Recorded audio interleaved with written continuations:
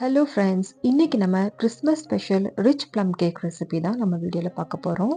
ரொம்ப சிம்பிளாக நம்ம பண்ணிடலாம். டேஸ்ட்டுமே சூப்பராக இருக்கும். ஸோ ஹோம் பேக்கர்ஸ் கண்டிப்பாக இந்த மெத்தடில் நீங்கள் ட்ரை பண்ணி பாருங்கள்.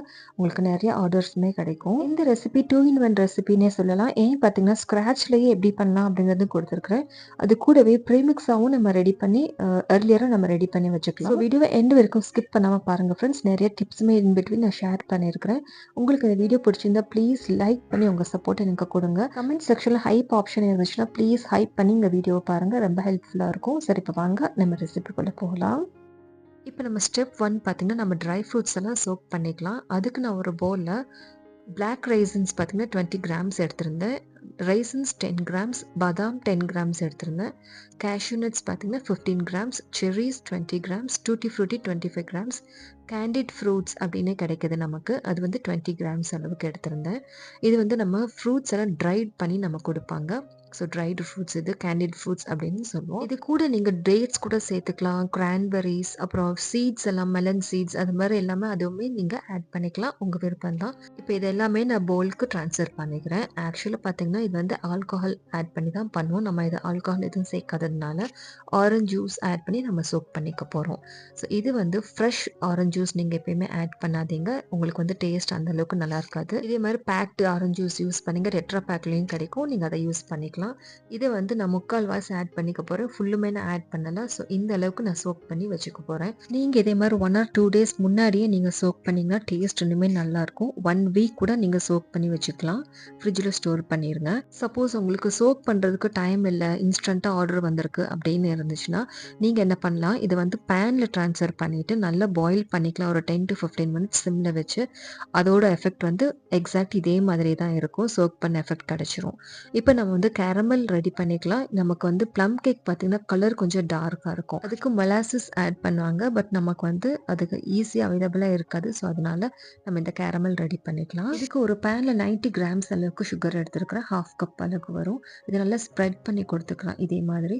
ஸோ அப்படியே சிம்மில் வச்சுருங்க. கொஞ்ச நேரத்தில் அதே கலர் வந்து மெல்ட் ஆகி கலர் சேஞ்ச் ஆகிறத நீங்கள் பார்க்கலாம். அதுக்கப்புறம் நீங்கள் ஸ்பேச்சுலாவை வச்சு மிக்ஸ் பண்ணி கொடுங்க. இதுக்கு முன்னாடி நீங்கள் ஸ்பேச்சுலாவை வச்சு மிக்ஸ் பண்ணுறதோ இல்லை தண்ணி ஆட் பண்ணுறதோ எதுவும் பண்ணாதீங்க. சுகர் மட்டும் ஆட் பண்ணிட்டு நீங்கள் வெயிட் பண்ணுங்கள். அதாவே கலர் சேஞ்ச் ஆகிடும். இப்போ உங்களுக்கு ஒரு டவுட் இருக்கலாம், கேரமல் அண்ட் மொலாசஸ் ரெண்டுமே சேமா அப்படின்னு. கண்டிப்பாக இல்லை.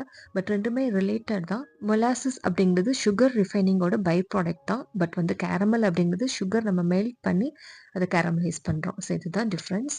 ஸோ இது வந்து கலர் நமக்கு கொஞ்சம் டார்க்காக இருக்கிறதுனால ப்ளம் கேக்கில் ஆட் பண்ணும்போது நமக்கு ப்ளம் கேக்கோட கலர் ஆட்டோமேட்டிக்காக நம்ம டார்க் கலரில் நமக்கு கிடைக்கும். இப்போ இதில் 1/4 கப் அளவுக்கு தண்ணி சேர்த்துக்கிறேன். நீங்கள் தண்ணி சேர்க்கும் போது அடுப்பை ஆஃப் பண்ணிவிட்டு நீங்கள் ஆட் பண்ணிக்கோங்க.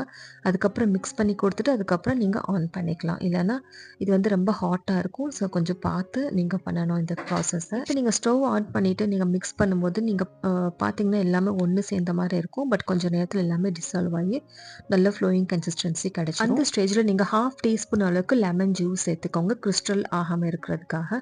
ஸோ இந்த ஸ்டெப் மிஸ் பண்ணிடாதீங்க. நான் வந்து இன்னைக்கு பண்ணும்போது லெமன் ஜூஸ் ஆட் பண்ணலை, நான் மறந்துட்டேன். பட் நீங்கள் எந்த தப்பு பண்ணாதீங்க. கரெக்டாக இந்த ஸ்டேஜில் தான் நீங்கள் லெமன் ஜூஸ் ஆட் பண்ணணும். சரி, இது அப்படியே இருக்கட்டும், நல்லா ஆறட்டும். இது இப்போ நான் சொன்ன மாதிரி நீங்கள் ப்ரீமிக்ஸ் ரெடி பண்ணுறதா இருந்தால் அடுத்த ஸ்டெப் நீங்கள் ஃபாலோ பண்ணுங்கள். ஒரு பார்ச்மெண்ட் பேப்பர் ப்ளேஸ் பண்ணிவிட்டு அதில் இந்த கேரமல் சிரப்பை கொஞ்சமாக நம்ம ஆட் பண்ணிக்கலாம். நல்லா ட்ரை பண்ணி எடுத்துக்கலாம்.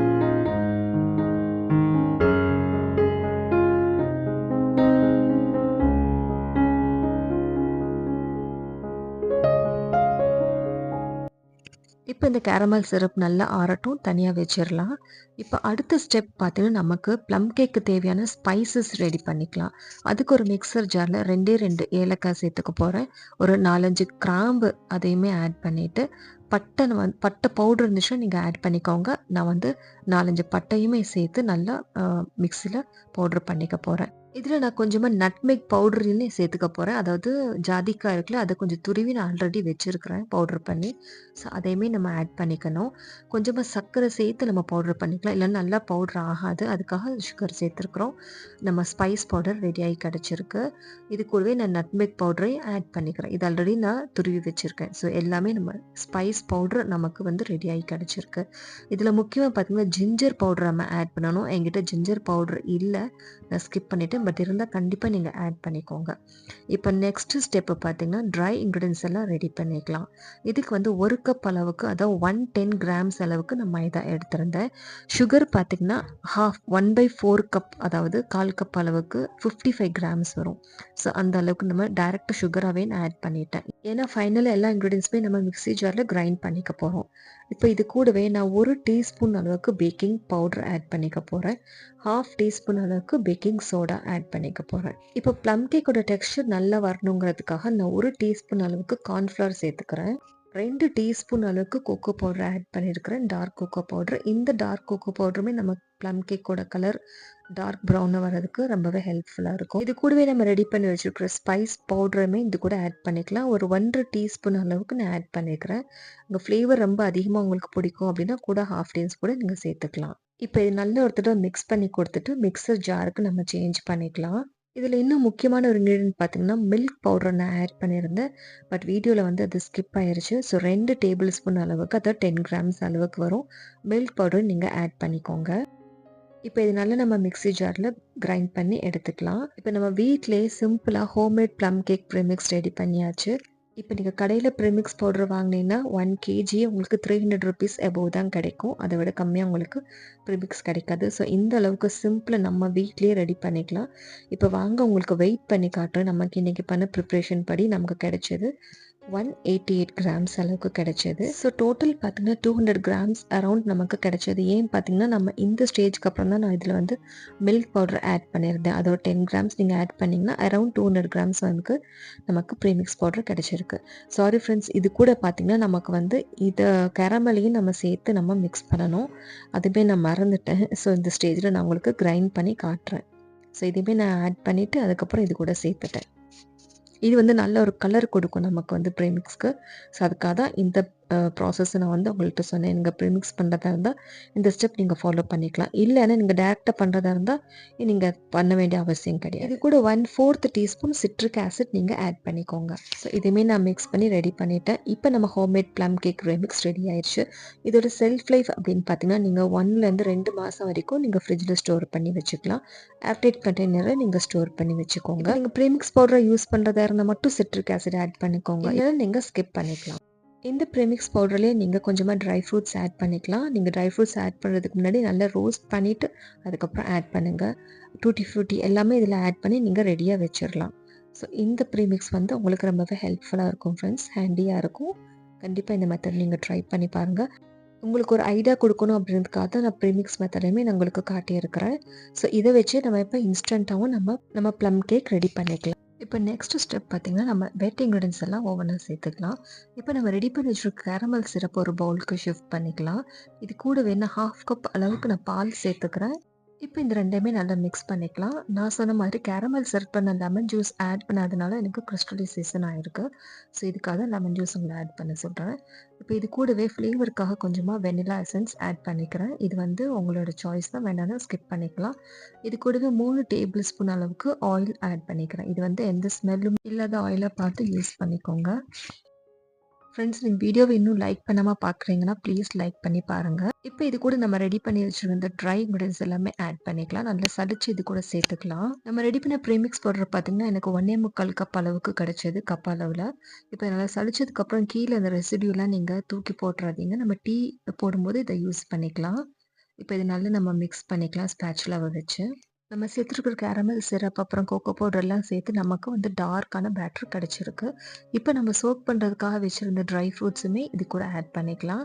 நான் சொன்ன மாதிரி நீங்கள் 2 டேஸ் வரைக்கும் நீங்கள் சோக் பண்ணி ஆட் பண்ணிங்கன்னா இன்னுமே நல்லாயிருக்கும். ஸோ இதெல்லாம் ஆட் பண்ணி நல்லா கலந்து கொடுத்துக்கலாம். இப்போ இதில் ஃபைனலாக 1 டீஸ்பூன் அளவுக்கு நான் வினிகர் சேர்த்துக்கிறேன். ஒன்ஸ் நீங்கள் வினிகர் ஆட் பண்ணதுக்கப்புறம் ஸ்பேச்சுலாவை வச்சு கட் அண்ட் ஃபோல்ட் மெத்தடில் ஜென்டில் நீங்கள் மிக்ஸ் பண்ணி கொடுங்க. அவ்வளோதான், அதிகமாக நம்ம வந்து பீட் பண்ண வேண்டாம். அதே மாதிரி எப்போயுமே நீங்கள் வினிகர் ஆட் பண்ணதுக்கப்புறம் உடனே இங்கே பேக்கிங் ப்ராசஸை ஸ்டார்ட் பண்ணிடணும். இல்லைன்னா நீங்கள் பேக்கிங் சோடா கூட வினிகர் வந்து ரியாக்ட் ஆக ஸ்டார்ட் ஆகிடும். ஸோ அதனால தான் இதுக்கு முன்னாடி நான் ஒரு 10 மினிட்ஸ் முன்னாடி ப்ரீ ஹீட் பண்ணி வச்சுருந்தேன் அவனை. இப்போ நான் வந்து 7 இன்ச் டின்னில் நான் இது வந்து போர் பண்ணிக்கிறேன் பேட்டரை. இதுக்கு மேலேயே நான் கொஞ்சமாக டூட்டி ஃப்ரூட்டி, ட்ரை ஃப்ரூட்ஸ், பாதாம் எல்லாமே ஆட் பண்ணியிருந்தேன். இப்போ ஓடிஜி செட்டிங் பார்த்தீங்கன்னா 160 டிகிரிக்கு நான் ப்ரீஹீட் பண்ணியிருந்த ஒரு 10 நிமிஷம். அதே 160 டிகிரிக்கு 35 to 50 மினிட்ஸ் வரைக்கும் நான் பேக் பண்ணி எடுத்திருந்தேன். பாட்டம் ராட் மட்டும் ஆன் பண்ணியிருந்தேன். ஃபேன் மோட் ஆஃப் பண்ணிட்டேன். ஃபைனலா ஒரு 10 மினிட்ஸ் வரைக்கும் நான் ஃபேன் மோட் ஆன் பண்ணி 2 ராட்ஸுமே ஆன் பண்ணி நான் பேக் பண்ணி எடுத்திருந்தேன். ஸோ இது வந்து கொஞ்சம் டைம் கன்சியூம் ஆகும் பேக் ஆறதுக்கு. நான் 25 மினிட்ஸ் பேக் ஆனதுக்கப்புறம் நான் அவன் டோர் ஓப்பன் பண்ணி நான் மேலே கொஞ்சமா இந்த ட்ரை ஃப்ரூட்ஸ் எல்லாம் திரும்ப நான் ப்ளேஸ் பண்ணியிருந்தேன். இது வந்து பார்க்குறதுக்கு நல்லாயிருக்கும். அதுக்காக ப்ளேஸ் பண்ணியிருந்தேன். இன்னும் ரொம்ப முக்கியமான டிப் பார்த்தீங்கன்னா, இது நல்லா கூல் டவுன் ஆனதுக்கப்புறம் தான் ஃப்ரெண்ட்ஸ் டிமோல்ட் பண்ணணும். நான் பார்த்தீங்கன்னா ப்ரீவியஸ் டே நான் ரெடி பண்ணிவிட்டு நெக்ஸ்ட் டே தான் நான் அது வந்து டிமோல்ட் பண்ணியிருந்தேன். நல்லா செட் பண்ணேன். இது வந்து ரூம் டெம்பரேச்சரில் நீங்கள் செட் பண்ணிடலாம். நீங்கள் ஃப்ரிட்ஜில் வைக்கணும்னுலாம் எந்த அவசியமும் கிடையாது. நீங்கள் அதை க்ளோஸ் பண்ணி நீங்கள் அப்படியே ரூம் டெம்பரேச்சரில் வச்சுருங்க. அட்லீஸ்ட் 10 ஹார்ஸ் வரைக்கும் அது நல்லா கூல் டவுன் ஆகட்டும். அப்படி இல்லைன்னா 5 to 6 ஹார்ஸ் ஆகுது நல்லா கூல் டவுன் பண்ணி அதுக்கப்புறம் டிமோல்ட் பண்ணுங்கள். இப்படி பண்ணும்போது நம்ம டிமோல்ட் பண்ணுறப்ப எந்த இடத்துலையுமே நமக்கு கிரம்பிள் ஆகாமல் நீட் நமக்கு ஈவனாக டிமோல்ட் ஆகி கிடைக்கும். ஸோ அதுக்காக தான் நல்லா டைம் கொடுத்துட்டு டிமோல்ட் பண்ணுங்க சொன்னேன். இப்போ பார்த்தீங்கன்னா டோட்டல் வெயிட் நமக்கு எக்ஸாக்டாக 500 கிராம்ஸ் எக்ஸ்ட்ரா ஒரு 37 கிராம்ஸ் வந்திருக்கு. இதை நான் அப்படியே கட் பண்ணி ஸ்லைஸ் பண்ணி உங்களுக்கு காட்டுறேன் எந்த அளவுக்கு சாஃப்டாக நமக்கு கிடச்சிருக்குன்னு. ஸோ இந்த ப்ரீமியம் குவாலிட்டியான ரிச் ப்ளம் கேக் ரெசிபி 1/2 kgயில் கண்டிப்பாக நீங்கள் ரெடி பண்ணி பாருங்கள். உங்கள் கஸ்டமர்ஸ்க்கு இதே மாதிரி ரெடி பண்ணி கொடுங்க. கண்டிப்பாக உங்களுக்கு ஆர்டர்ஸ் நிறைய கிடைக்கும் இந்த கிறிஸ்மஸ்க்கு. இப்போ பார்ச்மெண்ட் பேப்பர் ரிமூவ் பண்ணிவிட்டு நான் எடுத்து காட்டுறேன் உங்களுக்கு. இப்போ பார்த்தீங்கன்னா எந்த அளவுக்கு நமக்கு கிடச்சிருக்கு பாருங்கள். ட்ரை ஃப்ரூட்ஸ் நிறைய நம்ம சேர்த்துருக்கறனால அவ்வளோ டேஸ்ட்டாக இருந்தது.